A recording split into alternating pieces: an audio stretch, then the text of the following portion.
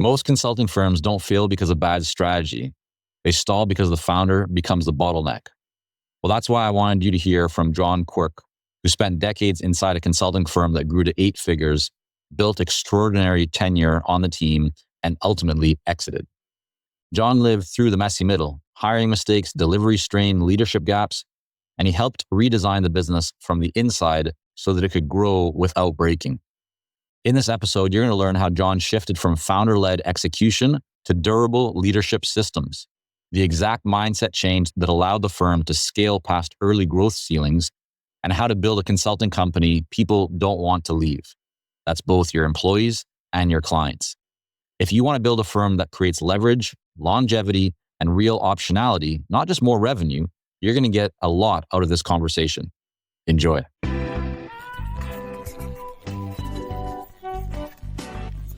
Hey, John, welcome.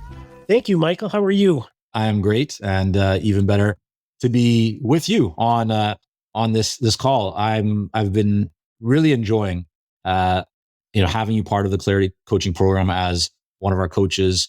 On the back of what you've accomplished is tremendous, and that's really what I want to dive into today. Is to have you share, your journey, what you went through in building and being part of a consulting business that was generating multi-millions per year, and through your involvement and your team and everything that you've done, you added millions more per year in that business. So I think your perspective and experience is something that I think all of our listeners and everyone join us will really benefit tremendously from.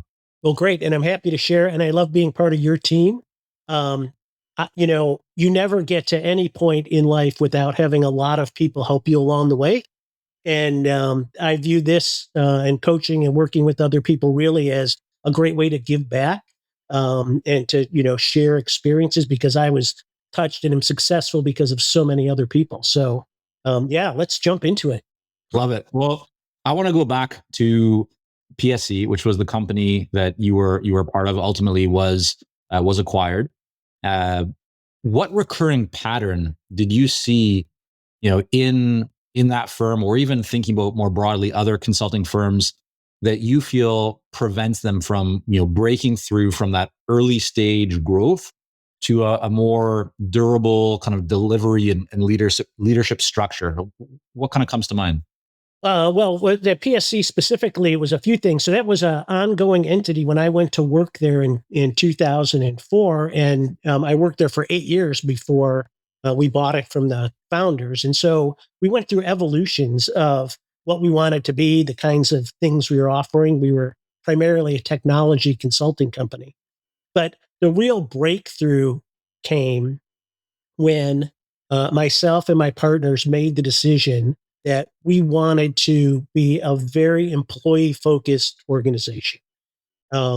It's easy, especially I think in the tech consulting world, to fall into sort of this staffing model. People leave, you hire another one. The cost of losing someone and having to replace them is deep. It's not only expensive in dollars, it's culturally expensive, it's leadership-wise expensive. And so we wanted to make that change. And I think that a lot of what that means is really listening to what people have to say. I think it's easy as a leader to give lip service to the idea of, oh, we're an open book, we want to hear all of your ideas. But it's also easy to find yourself when people have ideas that you're shooting them down very quickly because maybe you've tried it already. We were there for a long time. We tried a lot of things, but you still have to encourage people to, speak up. And we did that through a variety of ways. We set almost immediately a goal of being one of the 50 best places in Chicago to work. We were based in suburban Chicago. And that involved an anonymous employee survey that we started doing. And, the results at first were a little eye-opening. We weren't anywhere close to a top 50 firm. But we worked on those things, and we were very open in how we communicated with the employees about them. And by the time we exited, our average employee tenure with us was 9.5 years in a technical consulting business. And the culture was fantastic. We made that list 7 years in a row. of being one of the best places to work. And again, that was based on what the employees thought and felt. I want to go deeper into that. So I love this idea of the survey. And maybe one question that people might have is, what were you looking for in that survey, or what kind of questions did you ask and did you collect, and how often were you running that survey? The first survey was actually from the company that was deciding the 50 best places to work. We applied for it. You send them your roster and they anonymously send them. And it was very detailed. There was maybe a couple of hundred questions on it. And then we shared the results with everyone and said, well, here's the things that we're gonna work on and fix. We did that every single year. We also, for a pretty long period of time, used a tool which I don't even know if it's around anymore. It was called Tiny Pulse, and we could send out one question every couple of weeks. And we also set up like employee suggestion boxes and things like that. But it became such an integral part of our culture and so eye-opening as an owner, because what we were finding is employees weren't asking for, double their pay or twice as much vacation. They were like, hey, can we have another water fountain in the back half of the office so we don't have to walk all the time? Or it would be nice to have more Kleenex boxes around. And the one that really made a difference is we got very low scores initially on our community involvement and philanthropic work, which we were surprised by because we were actually giving a lot of money to the community, but the employees didn't know about it. And so what we did instead is we said, here's how much money we're going to give every year. Put a committee together. You guys decide what to do. And they did, and they were all sort of team building things where we go off and work at homeless shelters and things like that. It was really a culture builder. I can see how, Kleenex to community, that it's compounding, right? Over time, these things that individually might seem quite small, but over time they really do add up. At what point do you think this type of initiative makes sense in terms of the life cycle or stage of a company? If a consulting founder is listening to this right now, and they have 3 people or 5 people or 10 people, do you think this applies to them? And yes. If so, okay, great. That was quick. But how would you change the approach in any way for a smaller size company? Yeah, I think with a smaller company, you have to find ways to include people in your decision-making process. You don't have to let them make the decision, but you need to talk to them about what are the decisions or we need to make, what are their considerations, and why did we choose to do something this way? And the reason that you want to start as soon as you can is because, like we talked about, every employee is critically valuable. And the longer you build and the more you grow, having those people who have been there for a long time actually becomes a selling point. And I'll tell you another little story. The company PSC was founded in 1990. And the first employee that the 2 founders ever hired was a gentleman by the name of Jeff Smith. And Jeff was still there when I got there in 2008. And we kept Jeff on until he retired. And I was able to, which was more than, 25 or 30 years. And when you can talk to people in an interview about taking care of people and how they can really build a life with your firm as the foundation of it, I think becomes a powerful message.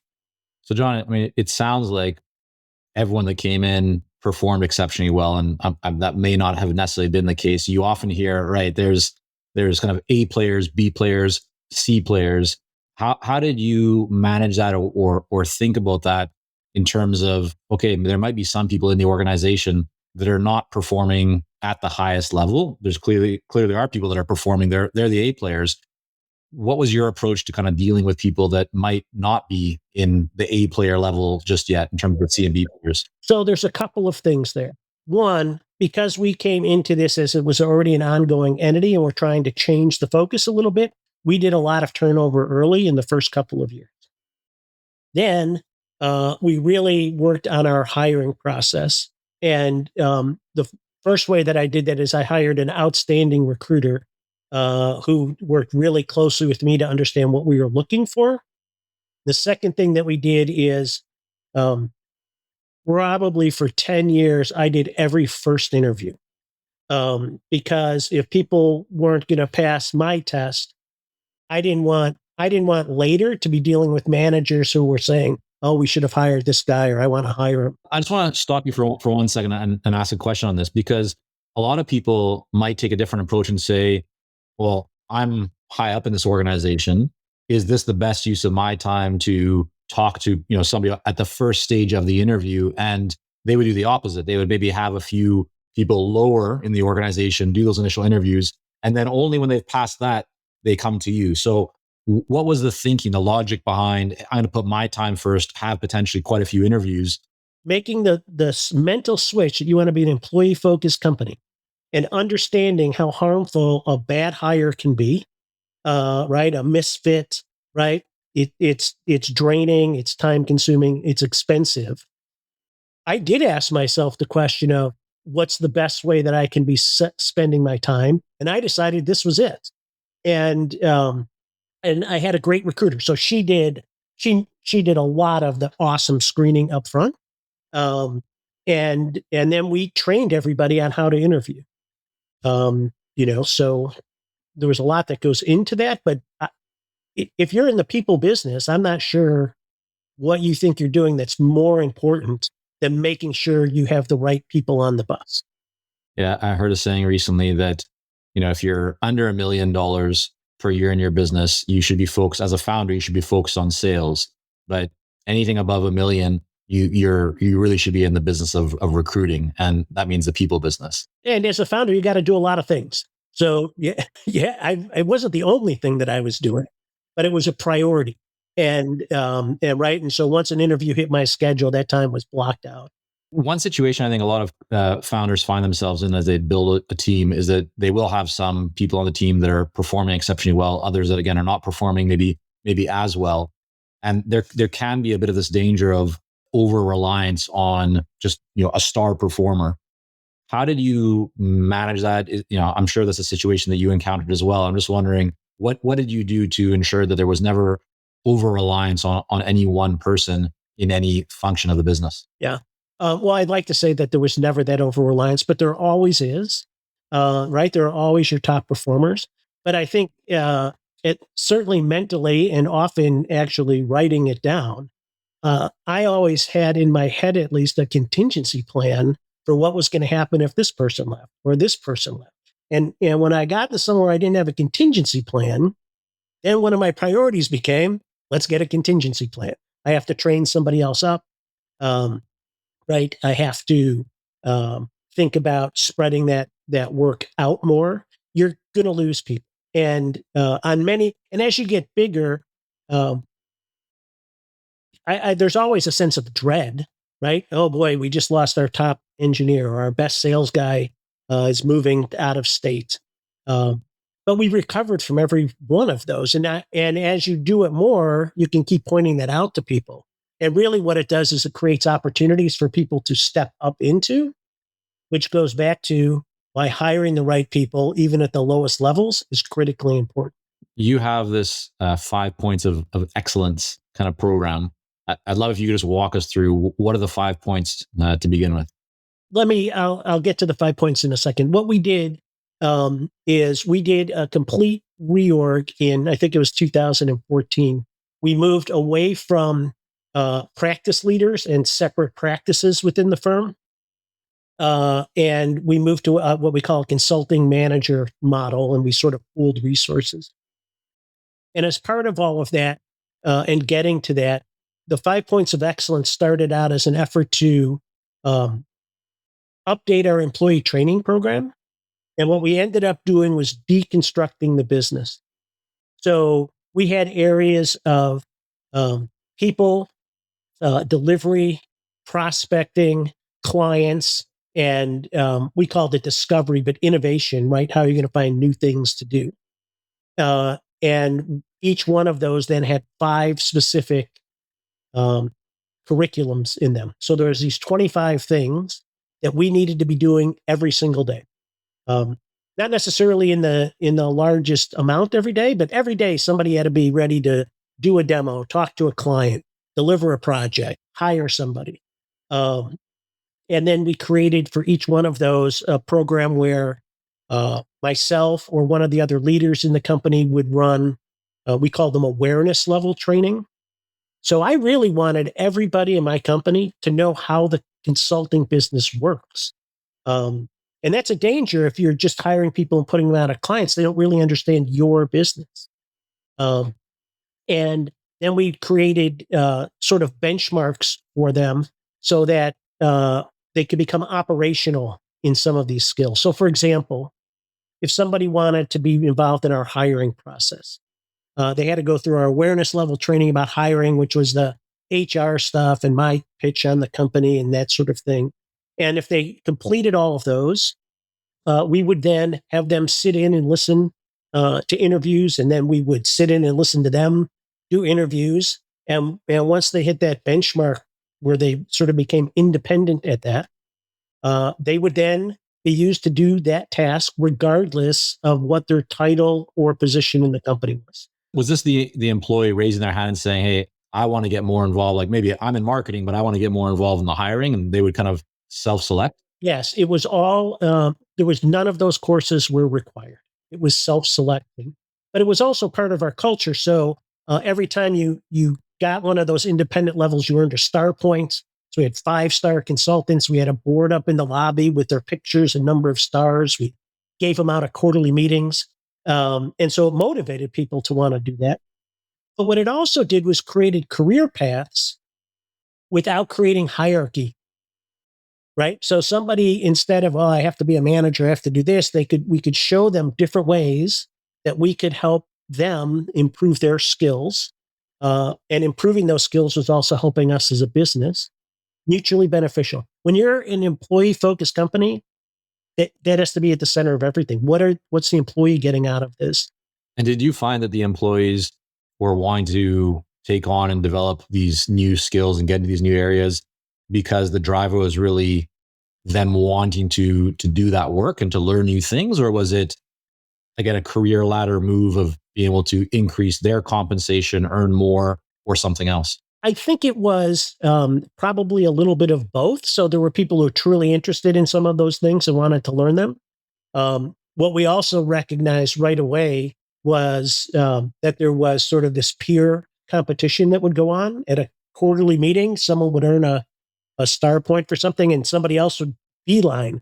Hey, how did they get that? What do I have to do to get it? And so that worked really well. Where did that concept come from? I mean, it sounds like a very powerful idea. Where did the seeds for that begin? It was a working group. We were challenged by the founders to reestablish the training programs that we had. They'd sort of gotten a little bit old and stale and fallen by the wayside. And in those meetings, the concept of let's think about what this looks like from a consultant's point of view rather than from, on high. How does that work and look? And so it was really a great collaborative effort amongst a half a dozen people. If a consulting founder could strengthen one, capability internally to really help them to prepare for greater growth, what capability do you feel kind of creates the biggest impact or the multiplier effect? What would you tend to point somebody to? Or if they were thinking about, I want to develop myself to build this business, how do you kind of counsel them to think through that? Yeah, one of the things that was sort of in the DNA of PSC when I even got there was this concept of mid-job, next job. And so we wanted everybody in the company to understand the importance of finding work and of selling work. Not that they had to go out and be cold calling, but that as they were working on a project for a few months at a client, that halfway through that, it'd be really good if they could ask about other projects that were going on, other things that the company might want to do, and be feeding that back into our sales staff or the account manager or the executives. And again, as you start to open up and share things with employees that you trust, like what your pipeline looks like and what upcoming bench looks like, that stuff doesn't, in my experience, really scare people off. They like knowing what's going on, and if they know what's going on and can help, I like that.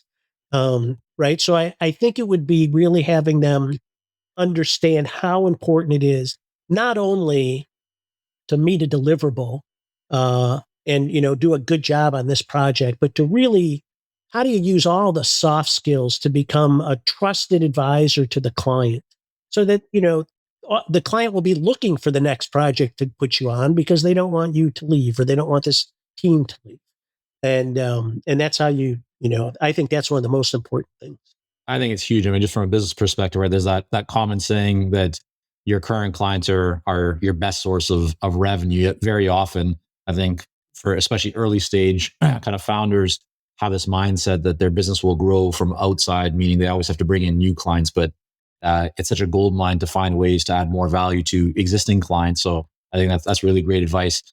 If you're a consulting business owner and you feel like your business has hit a ceiling, this is your invitation to break through it. Imagine this: 3 transformative days in beautiful San Diego, surrounded by high-performing consultants, trusted mentors, and a tight-knit mastermind community, all focused entirely on helping you scale with clarity, grow with confidence, and run your business with far less stress. From April 30th to May 2nd, 2026, you're invited to the Consulting Success Mastermind, an intimate, results-driven experience carefully crafted for consultants who are serious about growth. Over 3 days, you'll dive into hands-on workshops that help you refine your positioning, pricing, and pipeline. Personalized coaching sessions where you'll get direct feedback from world-class mentors. Strategic roundtables with 6- and 7-figure consultants. High-value networking that leads to partnerships, referrals, and lifelong relationships. You'll walk away with clarity in your strategy, actionable next steps, and a community of people who genuinely want to see you win. Don't try to build your consulting business alone. Come build it with us. Spots are limited and selling fast. Don't wait. There are only a few seats left, and this event has sold out in the past. Secure your spot now by going to consultingsuccess.com/San Diego. That's consultingsuccess.com/San Diego. Unlock clarity, confidence, and real business momentum in San Diego this spring. Your future self will look back at this as the moment that everything accelerated. John, can you think about a time at PSC where the delivery model got strained, or you all were growing and you kind of got to a point where maybe it felt like things are going to break, or there's real tension? Can you describe what that was? And then I'm wondering, what did you do? What kind of redesign or change did you make to fix and kind of overcome that without sacrificing quality? I can think of 2 examples of that. One was when we were in the siloed practices. What we were finding is we were doing basically web and cloud technology, which all started to merge together. So it didn't make sense to have an Oracle practice versus an IBM practice, because everybody wanted to know how to use Twitter Bootstrap. So so there was a lot of cross-pollination that needed to happen. And we found just getting rid of that model was sort of the solution there. More importantly, I think one way to think about the consulting business, especially in growth mode, is you have to think about it in terms of, you have 3 engines that have to be working in harmony. So you have your delivery engine. So delivery has to be going smoothly. You have your sales engine, and you have your recruiting engine. And those things need to be in sync. And when they're not in sync is when the business is pressured. Because as soon as you have a project that is in trouble, now the salesperson, the account manager, is now trying to put out fires with the account. You're giving away billable work, perhaps, right? Trying to make things right. And then, so the salespeople, when it comes time to report back on how they're doing with their pipeline, are like, pipeline delivery has been causing all these issues. I've been spending all my time with my existing clients. I can't get any pipeline. And then, recruiting maybe had been ramped up really high. And so you brought in a lot of new people. And so it really became, the answer there is you just have to pick one and go to work fixing it. You're not going to fix them all at the same time. I would suggest delivery is the most important one. You have to be delivering with confidence. And part of that is you have to be judicious about the kind of work that you take on. Not all revenue is good revenue. That makes so much sense, because if we think about delivery as the boat, if the boat has holes, right, then you can put the best engine on the world on it. And I'm not an engineer, so somebody might prove me wrong on this. Like, but at some point, you're going to start taking on water, right? And as we just kind of talked about, your current clients, when you do great work, that becomes long-term relationships, that becomes referrals, that becomes more projects. So it makes a lot of sense to make sure that your delivery is nailed. I guess the challenge a lot of people have is that they end up focusing too much on, I shouldn't say focusing too much, but the focus is on delivery, and then not enough on how do we start bringing the pipeline or growing the pipeline so that we can feed more into that. What are your thoughts? I mean, at what point, or how would you kind of counsel and suggest that a founder think about that balance between time spent on delivery and time spent on building the pipeline? You need them both. And right, this is not an on-off switch. As a founder, you're going to be busy. You're going to be wearing all of the hats at some time. I think on the delivery side, the way ultimately that we solve that issue is we changed our selling process. Oftentimes in sales, or just as a consultant engaging with a client, you feel like you're on opposite sides of the table, right? I want to get this done as fast as I can for the most money. You want me to do more work than we contracted for. Let's battle it out. And you as a selling founder should always be thinking about how do I get up and move across the table and sit shoulder to shoulder with my client, and let's look across the table at the problem we're trying to solve. And once you combine that attitude with, in our sales process, we really went to, sort of selling based on how the client worked right with us doing the estimate. Here's the features they wanted. Here's the estimate. Well, that's too much money. Okay, what features don't you want?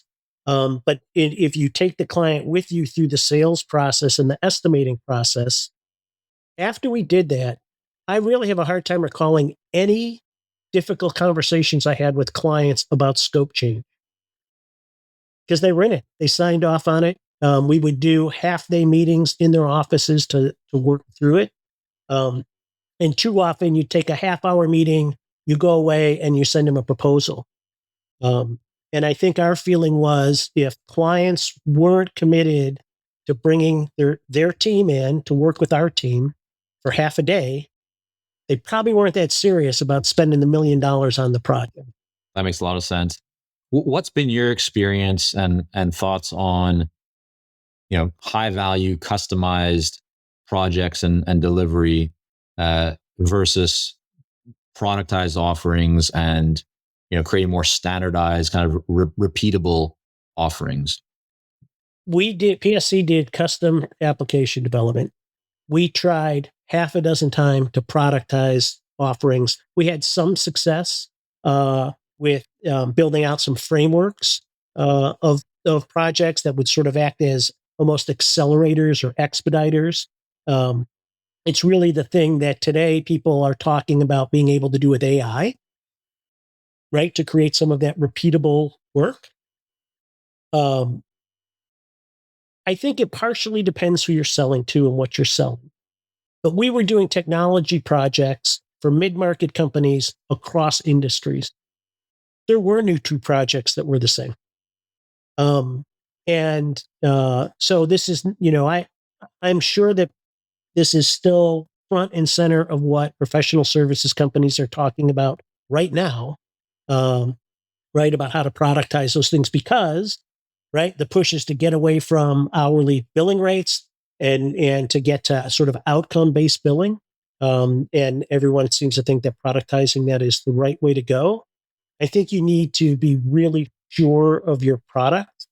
I know we spent a lot of money and a lot of time building out one in particular that we thought was really going to be successful, and I think we sold it once.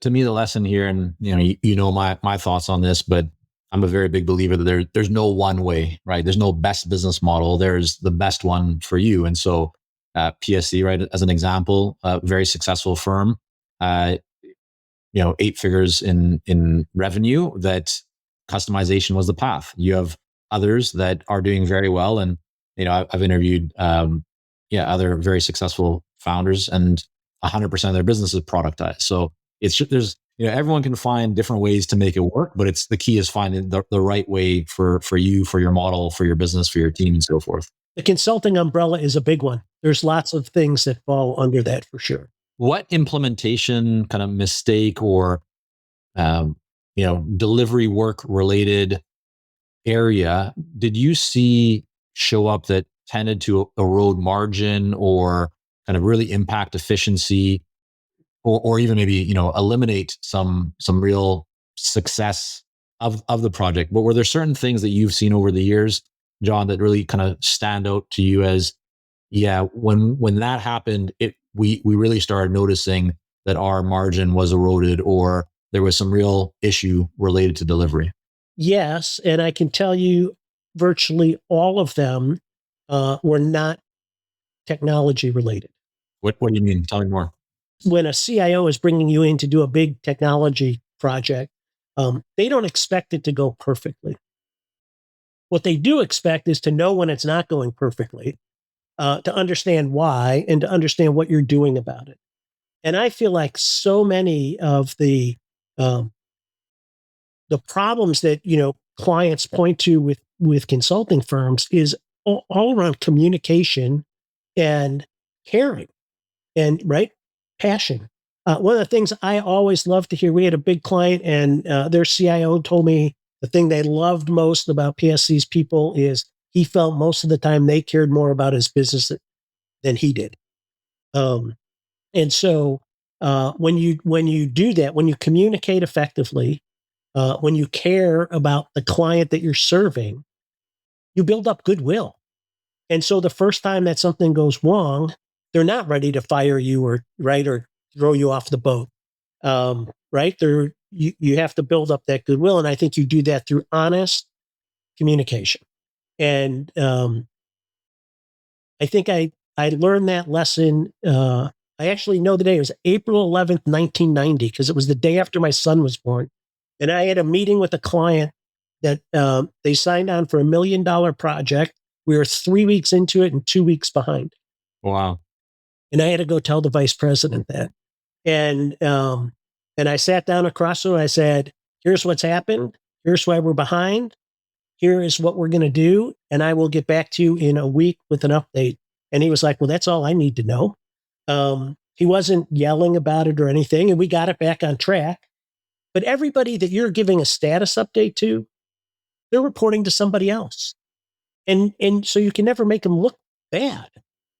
So you can't be saying we're on track, and then 2 weeks into a 6-month project go, oops, we're going to be late because this person is now, but their credentials on the line.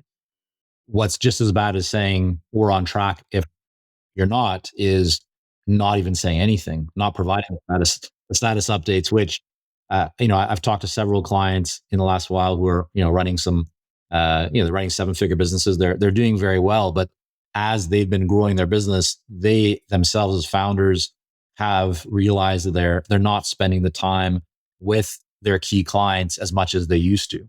And I think what you're really referring to here, John, is the importance of communication, whether it's, you, the founder, or your team members, or you have a system, a process. There's something in place that is creating that level of communication, because that's what people want most, right? It's the uncertainty, right? The unknowns that can create the biggest issues. Yeah. And we, I dealt with that in a few ways. One of the things that we established is for every significant project that we were doing, which I think we defined as a project bigger than $250,000. Part of that whole process was myself and the salesperson were doing a monthly executive review. And the only people from the client who were in it were the executive sponsor, and if they insisted, the project manager. And it was an opportunity for them to tell me what we could do better, and an opportunity for me to tell them what they could do better.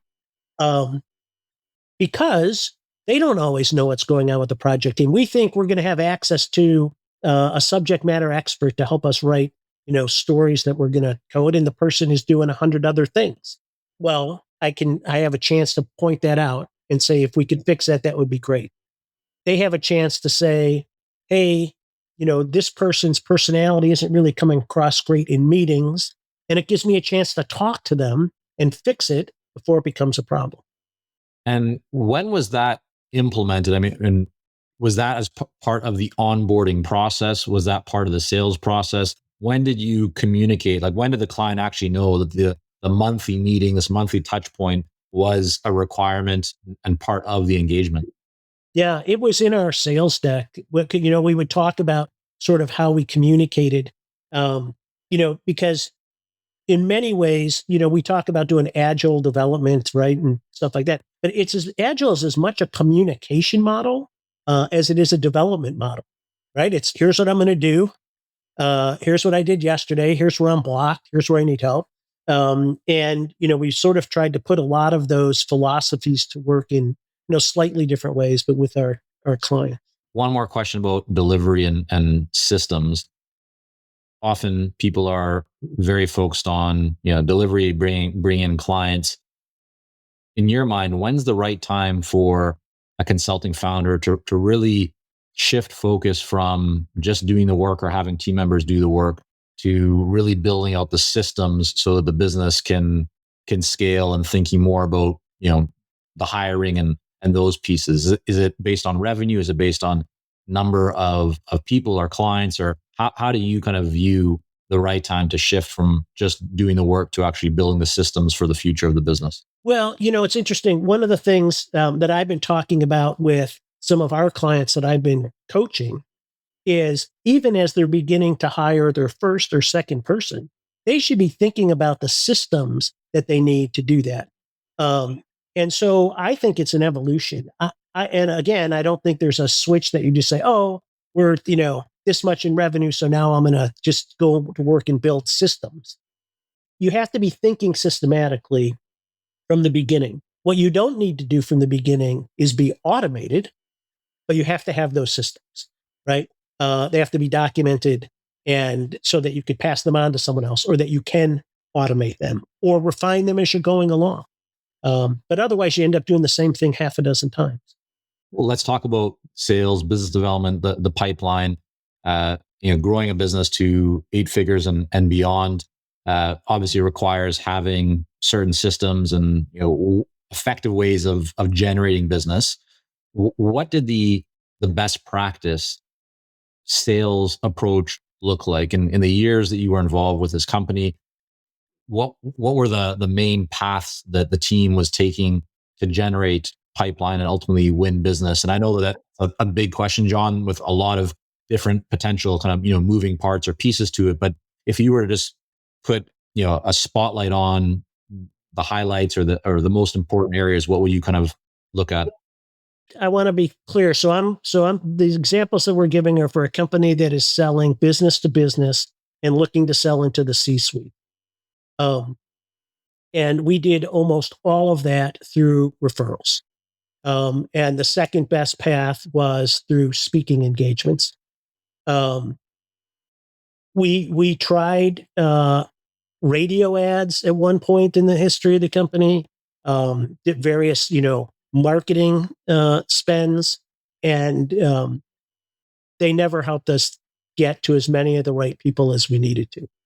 And when you say referrals, so I always like to kind of talk about referrals in 2 ways. You have what I refer to as passive referrals, which is you just do good work and people kind of knock on your door, send you an email. It's like, hey, I heard about you, or somebody just connects you.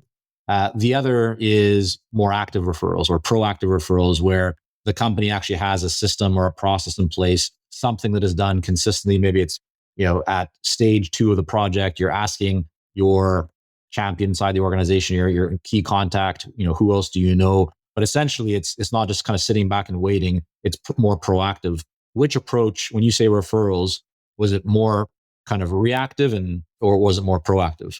It was both. So, I expected that our sales team was going to be proactive in asking those questions and getting out to networking events and looking for introductions. But we also, as I talked about, we wanted our staff to be aware of what we were looking for. And so they were passive, but we would often reward them. Just like we did, we paid pretty good for employee referrals. That was, one of the ways that we grew. On the hiring and recruiting side, you mean, or? Yeah, for sure. Because if people are working with people they like and trust and who are their friends, they don't want to leave. That makes sense. And then speaking, anything that you specifically targeted in terms of where you're trying to get people to speak, or what did that look like? There's so many opportunities to do it. We really did two things. One was blogging.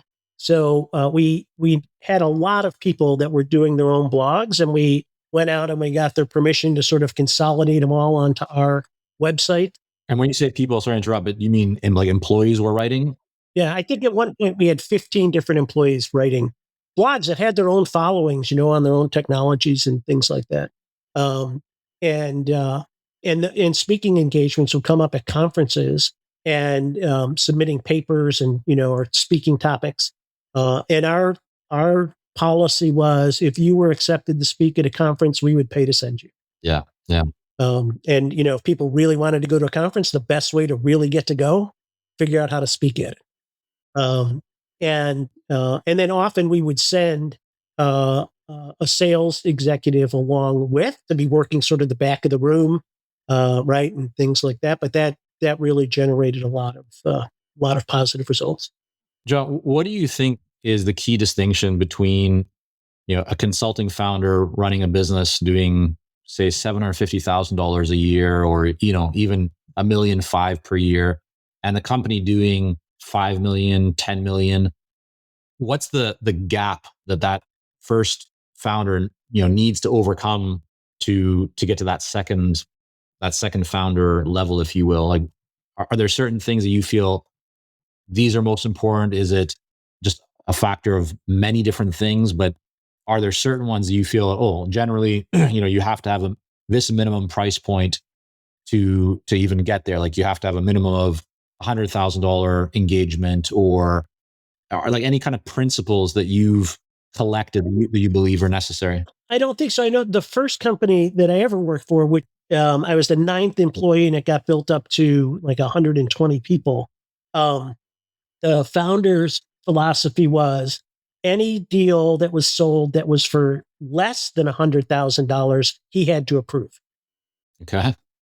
He wanted the big projects. There was a lot of little ones going on. If we were going to take on little work, he wanted to know why. And it had to be with a client that had some lifetime expected value, that this was a foot in the door. There's other places that they want to approve the big deals because they don't want to get hurt. I think what I've learned, and I've actually learned a lot of this from my wife, is you have to think big in order to be big. You have to believe that it's possible, and all you have to do is look around and see how many, these, small boutique companies have grown into 40, 50, 75, 100 person companies. And then it's back to what you talked about, which is, what kind of business do you want to own? You can have an exceptionally good life running a 30 or 40 person consulting company, from a lifestyle perspective, from an income perspective, and everything else. So you got to pick those things. When you look at the consulting landscape today, what new challenges do you think founders are already facing or might face? And what are your thoughts on the future? I mean, there's no question everyone's talking about AI right now. That's obviously a very big topic, and I know that you're working in that space with a new software project that you have going on. But what do you see? What are your thoughts if you were to kind of cast a bit of a projection or a forecast for what you think's coming in the future for consultants that they should pay attention now to? What are some of those things? I think it is going to come back to all of the soft skills. Who can communicate good ideas effectively? Who can sell those ideas? Who can understand what a person's pain point is and figure out a unique way to solve it? If you take much of what is being promised about AI in the consulting world to its natural conclusion, there's just going to be one company with one guy and a bunch of AI agents, doing everything over and over again. There's no differentiation. So, there's always going to be a need for companies to understand what their secret sauce is and how to take and leverage that secret sauce effectively. And I think that is always going to be a role. So I think that, you know, the communication skills, the writing skills are all going to be critically important. I think AI is fantastic for what it is. It is in the middle of some incredible hype cycle at the moment. And I think is a lot of venture capital money going into AI that will, probably not see the returns that they're promising to everyone. But it is going to change the landscape for sure. But again, they're the big companies, the McKinseys and they're laying people off because they're replacing all these junior people with, AI agents. Well, where is the knowledge going to come from for the next person who's going to be in charge of the AI agents? Who's going to be making those, those changes? So there's always going to be room for, thoughtful, analytical people who can communicate well and are excellent problem solvers. And I think there's always going to be people who want to work for themselves and be their own boss, and and don't want a corporate job. They like the challenges of working on project after project at different companies. Yeah. John, this has been a really fun conversation. Thank you so much for coming on. I really appreciate it. Well, thank you for having me. I really enjoyed it.